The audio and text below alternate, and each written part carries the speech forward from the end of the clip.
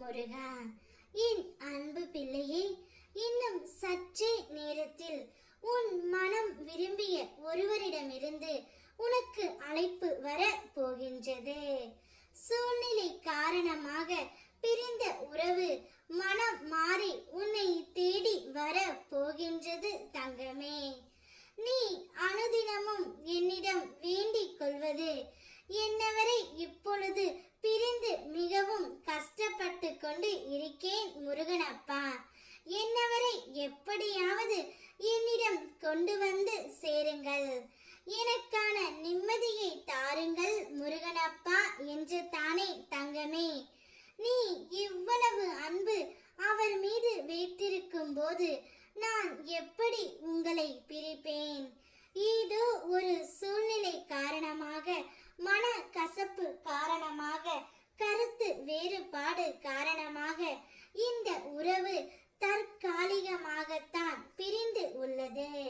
நிரந்தரமாக பிரிய உன் அப்பா என்றுமே நான் விட மாட்டேன். பிரிவதற்கு முன்பு நீ அவரை பிரிந்து இவ்வளவு வருத்தப்படுவாய் என்று நீயே எதிர்பார்க்கவில்லை பிள்ளையே.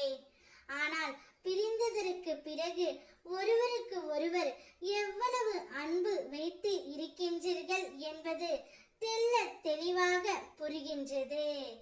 இவ்வளவு அன்பையும் நேசத்தையும் வைத்திருக்கும் உங்களை நிச்சயமாக நான் சேர்த்து வைக்கத்தான் போகின்றேன்.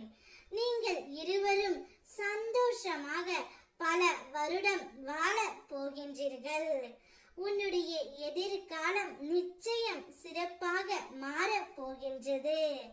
இன்றைய சூழ்நிலையை மனதில் வைத்துக் கொண்டு வாழ்க்கையை வெறுத்து போய் இருக்கின்றாய். இந்த நிலைமை கூடிய விரைவில் மாறவிருக்கின்றது பிள்ளையே. அனைவரும் முன்னிலையிலும் நீங்கள் சீரும் சிறப்புமாக வாழப் போகின்றீர்கள். இது இந்த முருகன் அப்பாவின் சத்திய வாக்கு.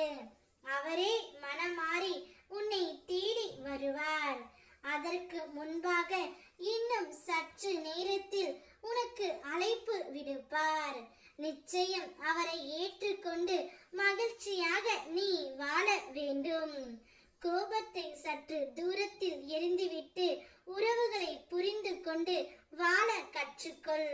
உனக்கான நல்ல நேரம் இதோ ஆரம்பித்து விட்டது. இனி நீ வெற்றி பாதையில் பயணிக்க போகின்றாய். கஷ்ட காலத்தில் எப்படி உன்னுடன் துணை இருந்தேனோ அதே போல வெற்றிக்கான காலங்களிலும் அப்பா நான் துணை நிற்பேன். உன் துணையையும் உன்னுடன் சேர்த்து வைப்பேன். இப்பொழுது அழைப்பு வர போகின்றது.